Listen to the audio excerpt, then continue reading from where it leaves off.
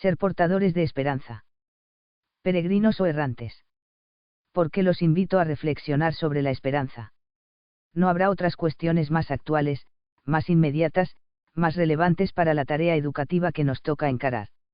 No estamos en un momento crucial para nuestra ciudad, nuestro país y nuestra Iglesia, un momento de proyectos y definiciones que exige ponerse a pensar cuestiones concretas y urgentísimas.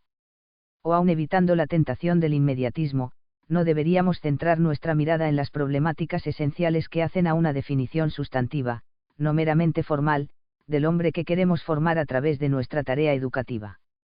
Muchos pensadores consideran al tiempo que vivimos como un auténtico momento de cambio epocal. ¿No será en este momento semejante indagación, una huida espiritualista, un discurso vacío, una versión religiosa de la dinámica del avestruz? Estas prevenciones tienen su parte de razón. Con mayor frecuencia de la que quisiéramos, los cristianos hemos transformado las virtudes teologales en un pretexto para quedarnos cómodamente instalados en una pobre caricatura de trascendencia, desentendiéndonos de la dura tarea de construir el mundo donde vivimos y donde se juega nuestra salvación. Es que la fe, la esperanza y la caridad constituyen, por definición, actitudes fundamentales que operan un salto, un éxtasis del hombre hacia Dios. Nos trascienden, en verdad. Nos hacen trascender y trascendernos.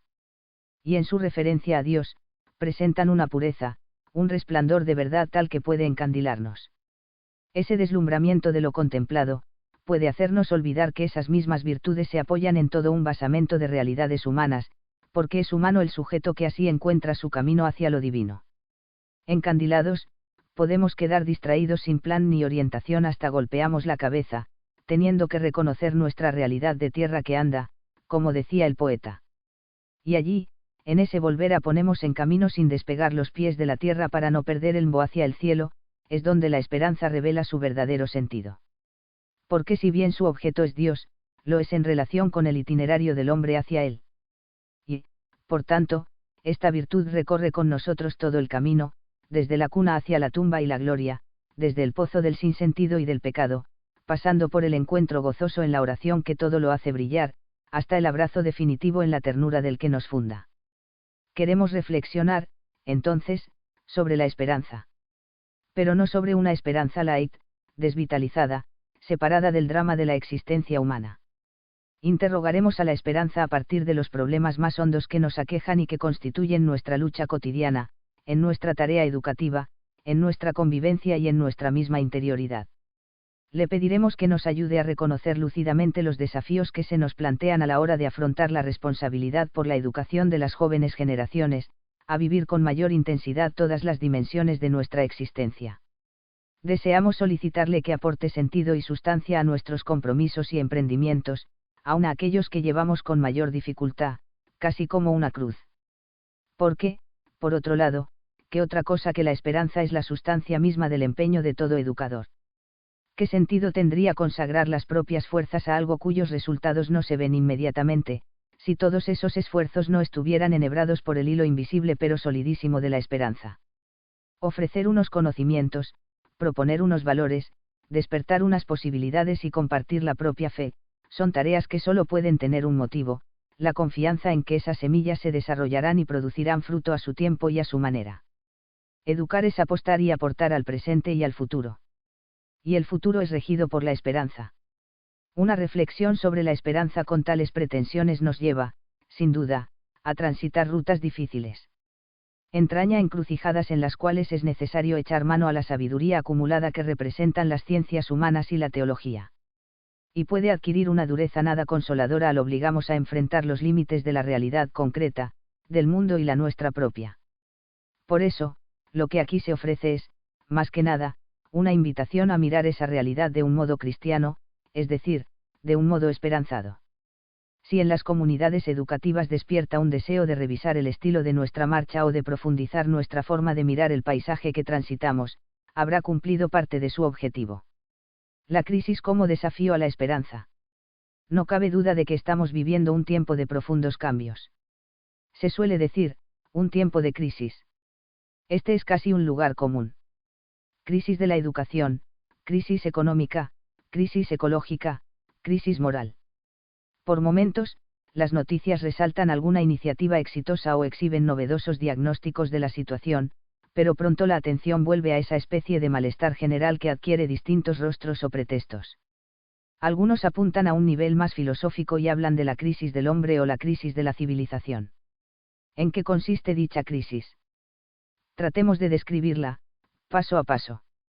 En primer lugar, se trata de una crisis global. No estamos hablando de asuntos que competen a ámbitos definidos y parciales de la realidad. Si así fuera, bastarían las recetas simplistas que circulan habitualmente entre nosotros. Aquí el problema es la educación, la culpa de todo la tiene la impunidad del delito, si se acaba la corrupción, se arregla todo.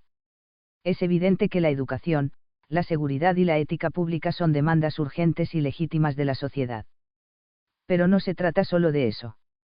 Si la educación no termina de articularse con la realidad social y económica del país, si la corrupción parece un cáncer que todo lo invade, es porque la raíz de la crisis es más amplia, más profunda. La economía no es ajena a la política, ni está a la ética social. La escuela es parte de un todo mucho mayor, y la droga y la violencia tienen que ver con complicados procesos económicos, sociales y culturales. Todos los aspectos de la realidad, y la relación entre ellos son los que conforman la crisis.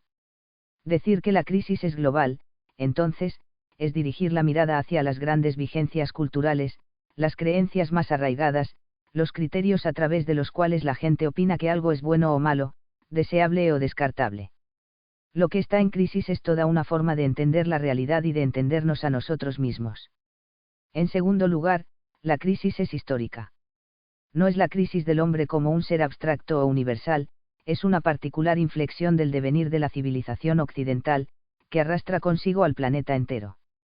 Es verdad que en toda época hay cosas que funcionan mal, cambios que realizar, decisiones que tomar. Pero aquí hablamos de algo más. Nunca como en esta época, en los últimos 400 años, se han visto tan radicalmente sacudidas las certezas fundamentales que hacen a la vida de los seres humanos. Con gran potencia destructiva se muestran las tendencias negativas. Pensemos solamente en el deterioro del medio ambiente, en los desequilibrios sociales, en la terrible capacidad de las armas. Tampoco han sido nunca tan poderosos los medios de información, comunicación y transporte, con lo que esto tiene de negativo, la por momentos compulsiva uniformación cultural, de la mano de la expansión del consumismo, pero sobre todo de positivo, la posibilidad de contar con medios poderosos para el debate, el encuentro y el diálogo, junto a la búsqueda de soluciones. Lo que cambia, entonces, no es solo la economía, las comunicaciones o la relación de fuerzas entre los factores mundiales de poder, sino el modo en que la humanidad lleva adelante su existencia en el mundo. Y esto afecta tanto a la política como a la vida cotidiana, a los hábitos de alimentación como a la religión, a las expectativas colectivas como a la familia y el sexo, a la relación entre las diversas generaciones como a la experiencia del espacio y el tiempo. Para ayudar a visualizar las verdaderas dimensiones del desafío ante el cual nos encontramos, haremos un rápido repaso a algunas cuestiones que habitualmente se presentan como marcando el paso del cambio de siglo, señalando al mismo tiempo su incidencia en nuestra tarea educativa, y sin olvidar las caracterizaciones aportadas en los anteriores mensajes a los colegios. 1. Los avances tecnológicos, informática, robótica, nuevos materiales, han modificado profundamente las formas de producción. Hoy no se considera tan importante la mano de obra como la inversión en tecnología, comunicaciones y desarrollo del conocimiento, de las nuevas técnicas, de las nuevas formas de trabajo, de la relación entre producción y consumo. Esto trae obviamente, importantes cambios sociales y culturales. Y entraña un importante desafío para los educadores. 2. La economía se ha mundializado. El capital no reconoce fronteras, se produce por segmentos, en distintos lugares del mundo, y se vende en un mercado también mundializado. Todo esto tiene también serias consecuencias en el mercado laboral y en el imaginario social. 3. Los desequilibrios internacionales y sociales tienden a profundizarse, los ricos son cada vez más ricos y los pobres, cada vez más pobres, y esto de un modo cada vez más acelerado. Continentes enteros son excluidos del mercado, y grandes sectores de la población, incluso de los países desarrollados, quedan fuera del circuito de bienes materiales y simbólicos de la sociedad. 4. En todo el mundo crece el desempleo, no ya como problema coyuntural sino más bien estructural. La economía actual no contempla la posibilidad de que todos tengan un trabajo digno. Sectores enteros de trabajadores, en la misma dinámica, se proletarizan. Entre otros, los de la educación. 5. Se agrava el problema ecológico. El medio ambiente se deteriora rápidamente, se agotan los recursos energéticos tradicionales, el actual modelo de desarrollo se revela incompatible con la preservación del ecosistema. 6. Caen los totalitarismos y se da en todo el mundo una ola de democratización que no parece ser coyuntural. Junto con ello, asistimos a un fuerte proceso de desmilitarización, con el fin de la Guerra Fría y el desarme nuclear y con la caída de los regímenes militares en distintos lugares del mundo. Pero, al mismo tiempo, resurgen los nacionalismos y la xenofobia, dando lugar a graves hechos de violencia social y racial e incluso a cruentas guerras civiles e interétnicas. Y sabemos por experiencia que los problemas escolares debidos a cuestiones de discriminación étnica, nacional o social no son solo patrimonio de otras latitudes. 7. Los grandes partidos políticos pierden vigencia y representatividad o perciben un debilitamiento de las mismas. Se da en las sociedades una fuerte crisis de participación, la gente se desinteresa de la política, y de representación, aparecen muchos que no se sienten representados por las estructuras tradicionales. Surgen, en consecuencia, nuevos actores y formas de participación social, ligadas a reivindicaciones más parciales, medio ambiente, problemas vecinales, cuestiones étnicas o culturales, derechos humanos, derechos de las minorías. 8. Los avances tecnológicos producen una verdadera revolución informática y multimediática. Esto trae importantísimas consecuencias no solo económicas y comerciales, sino también culturales. Ya no hace falta moverse del hogar para estar en contacto con todo el mundo, en tiempo real. La realidad virtual abre nuevas puertas para la creatividad y la educación, y también cuestiona las formas tradicionales de comunicación con serias implicancias antropológicas. A los educadores se les plantea la encrucijada de tratar de estar al día con los pobres recursos con que muchas veces cuentan o aceptar resignadamente que los avances no son para todos. Muchos niños podrán aprovechar las ventajas de Internet, pero muchos otros seguirán sin tener acceso al conocimiento, e incluso al reconocimiento como ciudadanos iguales, más allá de la formalidad del DNI y el voto. 9. Continúa y se profundiza el proceso de transformación del papel social, familiar y laboral de la mujer. Su nuevo modo de inserción trae consigo grandes cambios en la estructura de la sociedad y de la vida familiar. 10. La ciencia y la técnica abren las puertas de la revolución biotecnológica y la manipulación genética, en poco tiempo más se podrá modificar la reproducción humana, casi a pedido de los individuos o de las necesidades de las sociedades, profundizando la actual práctica de modelar el cuerpo y la personalidad por medios técnicos. 11. Lejos de desaparecer, la religión adquiere nuevas fuerzas en el mundo actual. Aunque, además, vuelven a cobrar vigencia prácticas mágicas que parecían superadas, se popularizan concepciones de tipo místico antes circunscriptas a culturas tradicionales. Al mismo tiempo, se radicalizan algunas posturas fundamentalistas, tanto en el Islam como en el cristianismo y el judaísmo. Cada uno de estos puntos podría ser objeto de un extenso tratamiento, y seguramente aparecerían más desafíos para los cuales no tenemos respuestas definidas y ni siquiera una somera opinión formada. No hace falta insistir en las consecuencias que estas profundas mutaciones tienen en los individuos, las comunidades y las organizaciones. ¿Cómo nos paramos, como comunidad cristiana, como comunidad educativa, ante conflictos tan enormes y espinosos como los que acabamos de puntear? Nuestra reflexión sobre la esperanza nos llevará ahora a tratar de abrirnos paso por entre medio de caminos equívocos, un discernimiento de las diversas actitudes que pueden darse entre nosotros ante estos desafíos. Abriéndonos camino hacia la esperanza. En primer lugar, hay quienes desarrollan una actitud ingenuamente optimista ante los cambios. Suponen que la humanidad siempre avanza hacia adelante, todo lo nuevo es siempre mejor, y se apoyan en diversos datos para certificar su optimismo, las posibilidades que ofrece la revolución informática, las predicciones de los gurúes del primer mundo, las nuevas formas de organización empresarial, el fin de los conflictos ideológicos. Consideran que los grandes desequilibrios sociales e internacionales serán exitosamente superados profundizando el rumbo actual. La tecnología resolverá, sin duda, los problemas del hambre y la enfermedad. La crisis ecológica será controlable aplicando nuevas recetas técnicas. La escuela es, así, el lugar donde todos estos avances se ofrecen a las nuevas generaciones, que sin duda sabrán aprovecharlos para bien de todos. Casi estamos escuchando a los ilustrados de siglos pasados. ¿Qué decir ante esta postura? Por un lado, su creencia básica carece de todo fundamento serio, nada nos garantiza que haya un progreso ascendente en la historia humana. Puede haber, sí, mejoras diversas en distintos campos. Pero, de hecho, muchos datos, como la crisis ecológica y la aparentemente atenuada, para siempre, posibilidad de un holocausto nuclear, nos llenan de alarma más que de confianza. Las experiencias terribles de este siglo, además, nos aleccionan acerca de la enorme capacidad de irracionalidad y autodestrucción que posee la especie humana. La civilización ha resultado ser bastante bárbara. Sorprende la admirable capacidad de esta postura, para cerrar los ojos a los aspectos negativos, que no son pocos, como hemos visto, del progreso científico-tecnológico o a los serios límites que exhiben las diversas formas de organización política y social, a la vez que exhibe una confianza plena en fuerzas impersonales e indeterminadas, como el mercado, adjudicándole capacidad para procurar el bien de todos.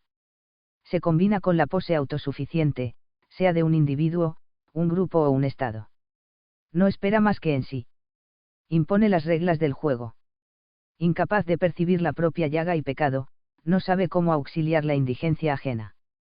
Es un desfigurar la actitud de serena confianza del que conoce sus talentos y límites, estimando adecuadamente sus posibilidades y las del conjunto del que es parte. Porque el hombre puede con sus obras olvidar su finitud y mortalidad constitutivas. En el ala opuesta, están quienes adoptan una postura cerradamente crítica, pesimista frente a todo proceso de cambio. Ubicándose afuera del mismo, denuncian sus aspectos más destructivos, generalizando sus efectos perversos y condenando en bloque todo el movimiento. Son expertos en descubrir conspiraciones, en deducir consecuencias nefastas para la humanidad, en detectar catástrofes. Por analogía con un movimiento espiritual y teológico del siglo II AC, esta mentalidad suele denominarse apocalíptica. Se apoya en una creencia básica tan endeble como la de la postura opuesta: los aspectos negativos de las realidades históricas son proyectados imaginativamente hasta su más terrible posibilidad, y esa imagen es tomada como la expresión adecuada del proceso histórico. La fobia al cambio hace que quienes tienden a esta actitud no puedan tolerar la incertidumbre y se replieguen ante los peligros, reales o imaginarios, que todo cambio trae consigo. La escuela como búnker que protege de los errores de afuera es la expresión caricaturizada de esta tendencia.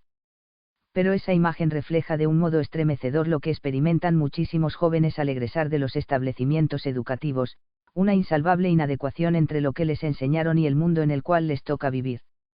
Por supuesto, subyace a esta mentalidad una concepción pesimista de la libertad humana y, en consecuencia, de los procesos históricos, que quedan casi en manos del mal. Y se llega a una parálisis de la inteligencia y la voluntad. Parálisis depresiva y sectaria. No solo se trata de que no hay nada por hacer, sino que no se puede hacer nada para evitar la catástrofe, salvo abroquelarse en el cada vez más pequeño núcleo de los puros. También se sienten desilusionados con Dios, a quien culpan de que las cosas vayan mal. Se muestran impacientes ante la supuesta lentitud del accionar de Dios. Algunos eligen refugiarse tras un muro defensivo, relamiendo su pesar, y otros optan por evadirse en gratificaciones ñoñas. Lo mismo ocurre cuando se trata de fracasos personales, que se rodean sin asumirlos ni trascenderlos, pero que van dejando enredados. Todavía podemos encontrar otra actitud igualmente estéril, la de aquellos que se dan cuenta de la dificultad de la toda acción concreta y entonces se lavan las manos. Curiosamente, comparten el diagnóstico de los pesimistas en lo que hace a la realidad social e histórica, pero le quitan la carga de resentimiento ético. Si no se puede mejorar la situación de la humanidad en su conjunto, hagamos lo que se puede hacer. Ese lo que se puede hacer, por lo general, tiene que ver con actuar en la línea de los acontecimientos y tendencias dominantes sin analizarlas críticamente o intentar reorientarlas éticamente. Esta actitud suele caracterizarse como pragmática, porque separa la praxis individual o histórica de toda consideración ética y espiritual. Necesariamente, tiene que ignorar los inocultables reclamos de justicia, humanidad o responsabilidad social histórica. Su pesimismo es tan fuerte como el de la postura anteriormente descripta, pero no lleva a la parálisis, sino a la hipocresía o al cinismo. También en nuestra realidad educativa, en ocasiones más atenta a cuestiones de caja o a la apariencia de excelencia que a intentar aportar algo a la construcción de una sociedad más humana. Por la senda del discernimiento. Ante estas posturas, la esperanza, que nunca descarta nada de plano, opta por elaborar un cuidadoso discernimiento que rescate el aspecto de verdad que se da en cada una de estas actitudes, pero encuentre el camino hacia una vía más integral y constructiva. Y eso, por sus propios motivos, que más adelante pondremos de manifiesto. En la realidad actual, hay muchos elementos que, bien orientados, pueden mejorar enormemente la vida de los seres humanos sobre la Tierra. No cabe duda de que la tecnología ha puesto en nuestras manos instrumentos poderosísimos que pueden servir al hombre.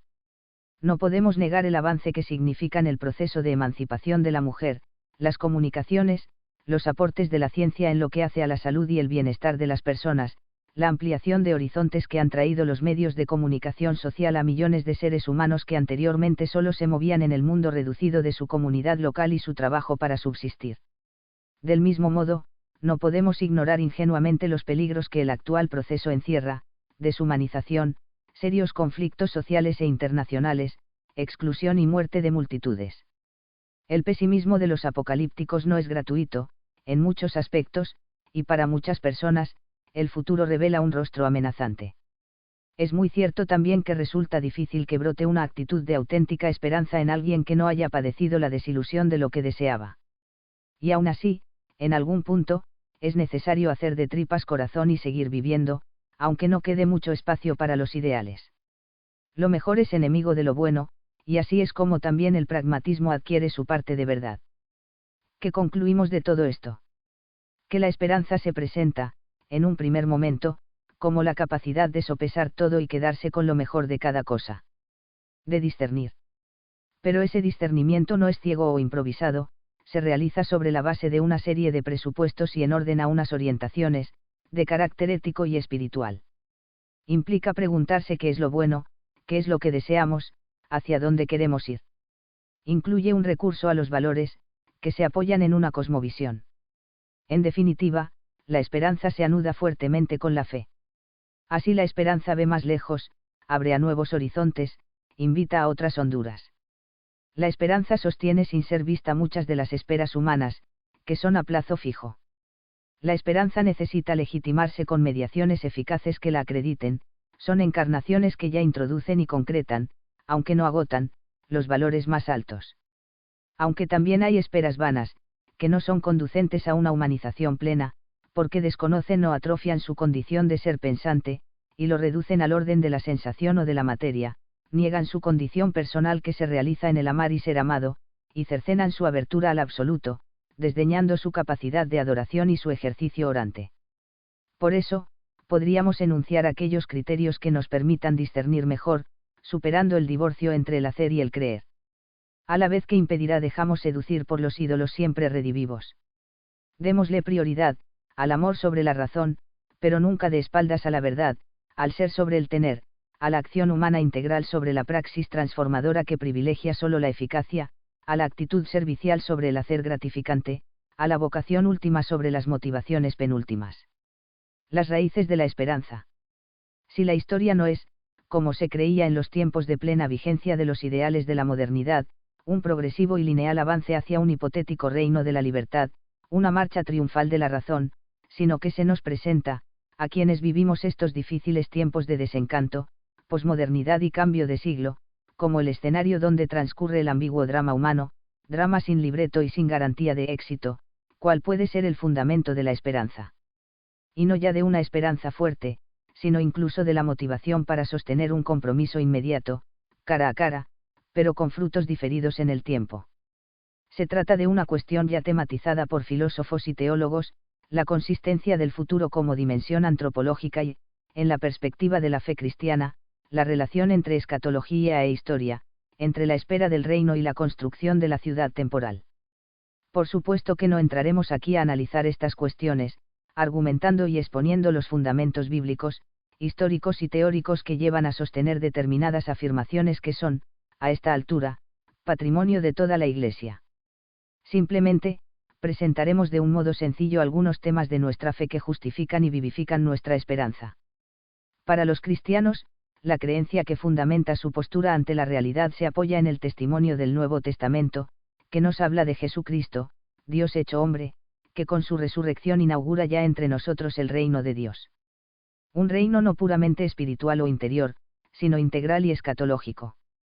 Capaz de dar sentido a toda la historia humana y a todo compromiso en esa historia.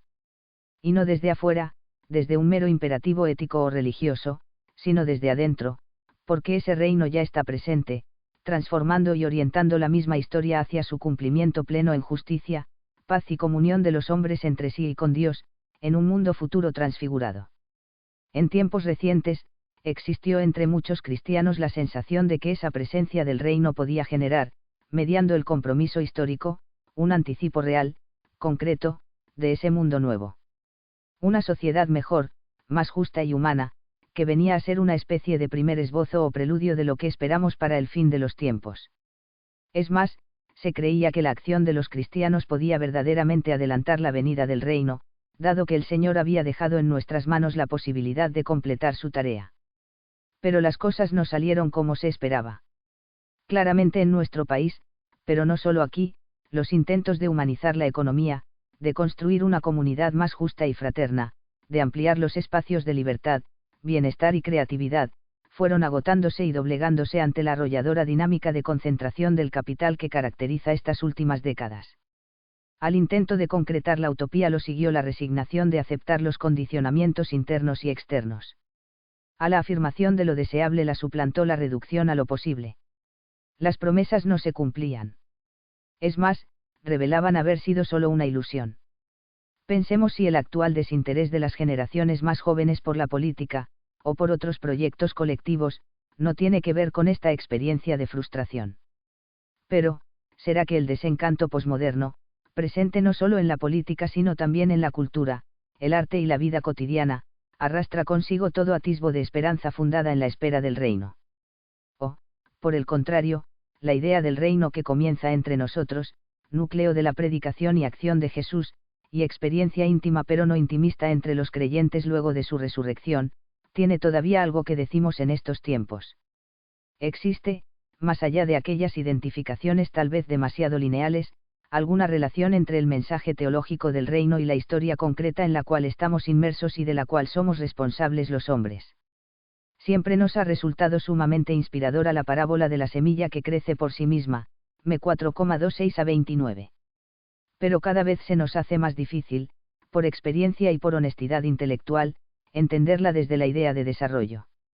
Jesús no estaría hablando aquí de que la historia vaya madurando en el tiempo, por la acción oculta del reino, hasta llegar a su plenitud.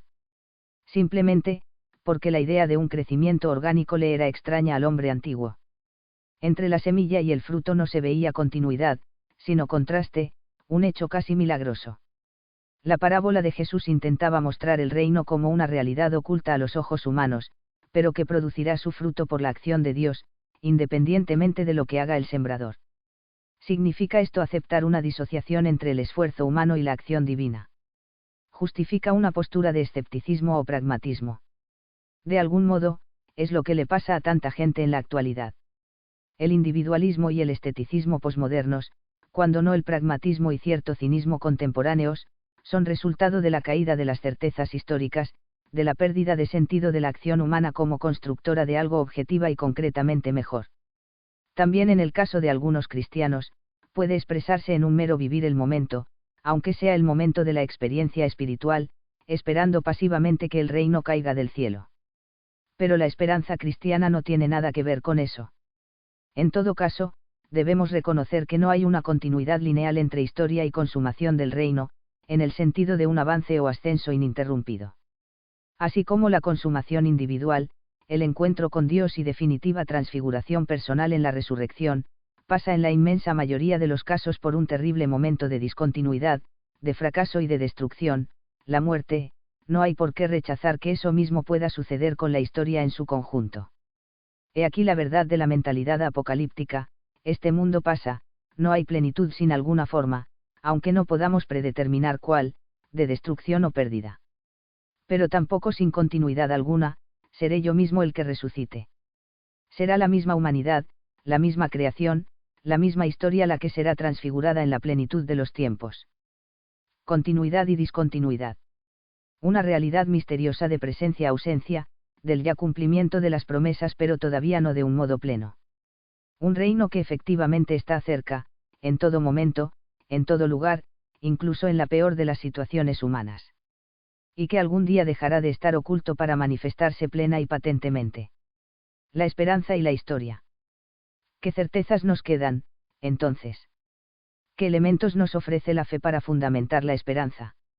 En primer lugar, que esta historia, y no una pretendida dimensión espiritual, es el lugar de la existencia cristiana.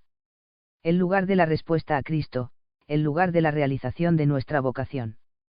Es aquí donde el Señor resucitado nos hila al encuentro a través de signos que hay que reconocer en la fe y responder en el amor. El Señor viene, está viniendo, de múltiples maneras perceptibles con los ojos de fe, en los signos sacramentales y en la vida de la comunidad cristiana, pero también en toda manifestación humana donde se realiza la comunión, se promueve la libertad, se perfecciona la creación de Dios. Pero también viene en el reverso de la historia, en el pobre, el enfermo, el marginado, CFMT 25,31 a 45, y el documento de Puebla, 31 a 39. Está viniendo de todos esos modos, y el significado de la consumación definitiva no puede disociarse de todas estas venidas. Y es aquí donde adquiere sentido otra dimensión de la esperanza, la vitalidad de la memoria. La Iglesia vive de la memoria del resucitado.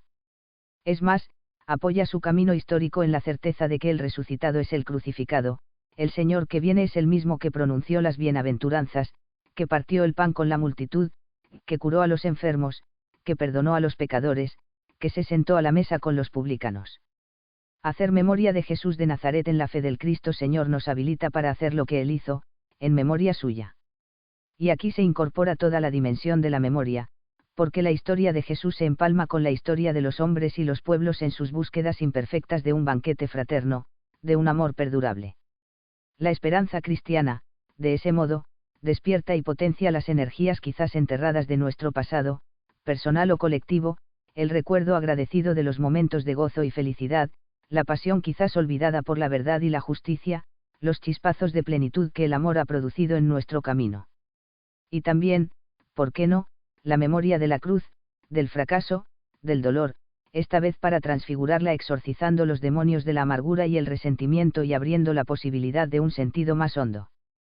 Pero además, la tensión hacia esa consumación nos dice que esta historia tiene un sentido y un término.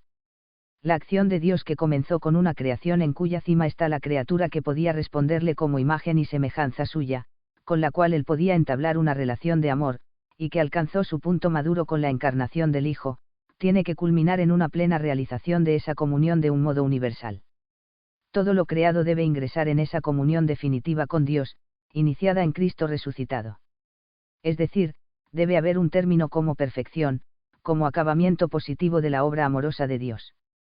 Un término que no es resultado inmediato o directo de la acción humana, sino que es una acción salvadora de Dios, el broche final de la obra de arte que Él mismo inició y en la cual quiso asociarnos como colaboradores libres. Y si esto es así, la fe en la parusía o consumación escatológica se torna fundamento de la esperanza y cimiento del compromiso cristiano en el mundo. La historia, nuestra historia, no es tiempo perdido. Todo lo que vaya en la línea del reino, de la verdad, la libertad, la justicia y la fraternidad, será recuperado y plenificado. Y esto cuenta no solo para el amor con que se hicieron las cosas, como si la obra no importara.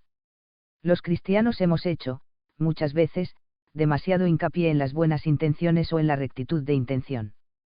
La obra de nuestras manos y no solo la de nuestro corazón vale por sí misma, y en la medida en que se oriente en la línea del reino, del plan de Dios, será perdurable de un modo que no podríamos imaginar. En cambio, lo que se oponga a ese reino, además de tener los días contados, será definitivamente descartado. No será parte de la nueva creación. La esperanza cristiana no es, entonces, un consuelo espiritual, una distracción de las tareas serias que requieren nuestra atención. Es una dinámica que nos hace libres de todo determinismo y de todo obstáculo para construir un mundo de libertad, para liberar a esta historia de las cadenas de egoísmo, inercia e injusticia en las cuales tiende a caer con tanta facilidad. Invitaciones. Quedan por decir algunas palabras finales. Este trayecto que hemos hecho, desde el desencanto del cambio de siglo hasta la fe en la venida del reino y de ahí a la recuperación de la esperanza y el compromiso concreto, abre nuevas posibilidades para la tarea educativa que se nos ha encomendado y que hemos abrazado con amor. Quisiera señalar estas invitaciones concretas que la esperanza nos hace: la invitación a cultivar los lazos personales y sociales, revalorizando la amistad y la solidaridad. La escuela sigue siendo el lugar donde las personas pueden ser reconocidas como tales, acogidas y promovidas. Si bien no habrá que descuidar una válida dimensión de eficiencia y eficacia en la transmisión de conocimientos que permitan a nuestros jóvenes hacerse un lugar en la sociedad, es fundamental que seamos maestros de humanidad. Y este puede ser un aporte importantísimo que la educación católica ofrezca a una sociedad que por momentos parece haber renunciado a los elementos que la constituían como comunidad: la solidaridad, el sentido de justicia, el respeto por el otro, en particular por el más débil y pequeño. La competencia despiadada tiene un destacado lugar en nuestra sociedad. Aportemos nosotros el sentido de justicia y la misericordia. La invitación a ser audaces y creativos. Las nuevas realidades exigen nuevas respuestas. Pero antes, exigen un espíritu abierto que realice un discernimiento constructivo, que no se aferre a certezas rancias y se anime a vislumbrar otras formas de plasmar los valores, que no dé la espalda a los desafíos del tiempo presente. He aquí una auténtica prueba para nuestra esperanza. Si está puesta en Dios y su reino, sabrá liberarse de lastres, miedos y reflejos esclerotizados para atreverse a construir lo nuevo desde el diálogo y la colaboración. La invitación a la alegría, a la gratuidad, a la fiesta. Quizás la peor de las injusticias del tiempo presente es la tiranía del utilitarismo, la dictadura de la adustez, el triunfo de la amargura. Está en la autenticidad de nuestra esperanza el saber descubrir, en la realidad cotidiana, los motivos, grandes o pequeños, para reconocer los dones de Dios, para celebrar la vida, para salir de la cadena del debe y el haber y desplegar el gozo de ser semillas de una nueva creación. Para hacer de nuestras escuelas un lugar de trabajo y estudio, sí, pero también y, me atrevería a decir, ante todo un lugar de celebración, encuentro y gratuidad. Y por fin, la invitación a la adoración y a la gratitud. En el vertiginoso existir de cada día, es posible que nos olvidemos de atender esa sed de comunicación que nos habita en lo más hondo. La escuela puede introducir, guiar y ayudar a sostener el encuentro con el viviente, enseñando a disfrutar de su presencia, a rastrear sus huellas, a aceptar su escondimiento. Imperdible tiene que ser el aficionarse a tratar con él. Me animo a que tomemos estas palabras de hombres del siglo XVI, para hablarle a Dios en este siglo nuevo, en la continuidad de un mismo amor: muéveme, al fin, tu amor y en tal manera, que aunque no hubiera cielo, yo te amara, y aunque no hubiera infierno, te temiera. No me tienes que dar porque te quiera, pues, aunque lo que espero no esperara, lo mismo que te quiero te quisiera. Anónimo español. Clave de lectura para trabajar a solas o en grupo. Reflexionamos. Cada uno escriba lo que significa para él/ella la palabra esperanza y pónganlo en común. Pregúntese cada uno: ¿qué clase de educador soy? ¿Más esperanzado? ¿Más autosuficiente? ¿Más optimista? ¿Más pesimista? ¿En qué lo observo? ¿Por qué? Luego, más a fondo, dedique un tiempo para leer entre las alternativas que siguen y responder. Más cultivo los lazos personales y sociales en mi comunidad educativa. ¿Cómo? Más soy audaz y creativo o más bien cómodo y temeroso en mi tarea cotidiana. Más vivo la alegría, la gratuidad y la fiesta que me regala la fe. Más tengo actitudes de adoración a Dios y gratitud, las comparto con mis pares y las transmito a mis alumnos. Leemos: hay un solo cuerpo y un solo espíritu, así como hay una misma esperanza, a la que ustedes han sido llamados, de acuerdo a la vocación recibida. Efesios 4,4. Y la esperanza no quedará defraudada, porque el amor de Dios ha sido derramado en nuestros corazones por el Espíritu Santo, que nos ha sido dado. Romanos 5,5. Pensamos para lograr la síntesis entre fe y vida en la persona del alumno. La Iglesia sabe que el hombre necesita ser formado en un proceso de continua conversión para que llegue a ser aquello que Dios quiere que sea. La escuela católica enseña a los jóvenes a dialogar con Dios en las diversas situaciones de su vida personal. Los estimula a superar el individualismo y a descubrir, a la luz de la fe, que están llamados a vivir de una manera responsable, una vocación específica en un contexto de solidaridad con los demás hombres. La trama misma de la humana existencia los invita, en cuanto cristianos, a comprometerse en el servicio de Dios en favor de los propios hermanos y a transformar el mundo para que venga a ser una digna morada de los hombres. La Escuela Católica 4,45 revisamos nuestra tarea, dentro de la crisis que atravesamos y que nos involucra a todos, que está en crisis en nuestra comunidad. ¿Cuál creemos que es la causa? ¿Qué acciones concretas estamos llevando a cabo dentro y fuera del aula para superarla? ¿Qué acciones podemos proyectar como grupo, como comunidad, con el aporte de todos, quedándonos con lo mejor de cada persona y de cada situación? ¿Cómo nos paramos, como comunidad cristiana, como comunidad educativa, ante los enormes conflictos que nos plantea el presente? Oramos: el Señor es mi luz y mi salvación, ¿a quién temeré? El Señor es el baluarte de mi vida, ¿ante quién temblaré? Cuando se alzaron contra mí los malvados para devorar mi carne, fueron ellos, mis adversarios y enemigos, los que tropezaron y cayeron. Aunque acampe contra mí un ejército, mi corazón no temerá, aunque estalle una guerra contra mí, no perderé la confianza. Una sola cosa he pedido al Señor, y esto es lo que quiero: vivir en la casa del Señor todos los días de mi vida, para gozar de la dulzura del Señor y contemplar su templo. Salmo 27.